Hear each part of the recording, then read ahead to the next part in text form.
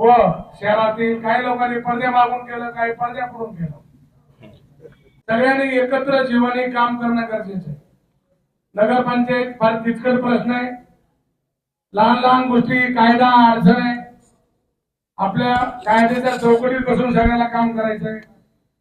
पुढे नगरसेवकांनी करा करा करा माझे आता पाहिजे, मला उद्या टेंडर पाहिजे, उद्याच काम पाहिजेत असं न करता शिस्तीने घ्या, कायद्यात बसून काम करा. नाहीतर आपण केलेले काम मी आता प्रकाशदादा सोळंकेच्याकडे देण्यापूर्वी 3 वर्ष काम थांबले होते. आपल्या शहरातील काही उमेदवारांवर ते संबंध असतात, काहीला नगराध्यक्ष संबंध असतात, काही नेत्यावर संबंध असतात आणि काही पक्षावर असतात. त्या वार्डातले जे पडलेले उमेदवार आहेत आपल्या पक्षाचे, त्यांचे सुद्धा मतामुळे अध्यक्ष निवडून आला. सर्व नागरिकांचं आजच्या कार्यक्रमाला सगळं आल्याबद्दल सगळ्यांचं स्वागत.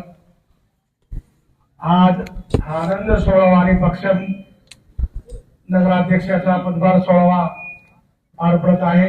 या धारूर शहरातल्या सर्व राष्ट्रवादी पक्षच नाही तर सगळ्या पक्षांनी, राष्ट्रवादी पक्ष खेरीज बालाभाऊ ज्याचा विश्वास होता, ज्या गटावर विश्वास या सगळ्या लोकांनी काम केलेलं आहे.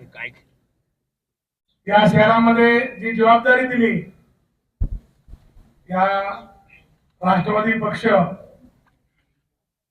निवडून आणण्यामध्ये त्याची सिंहाचा वाटा आहे. असे सर्व नागरिक आपल्या शहरातील काही उमेदवारावर ते संबंध असतात, काहीला नगराध्यक्ष संबंध असतात, काही नेत्यावर संबंध असतात आणि काही पक्षावर असतात.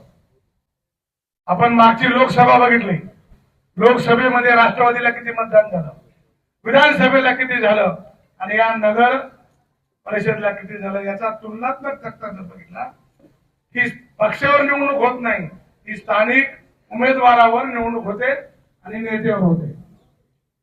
त्याला पक्षाचा मान असतो, लग्नाला गेले की नवरदेव लागतो, अशा स्वरूपाची निवडणूक झाली.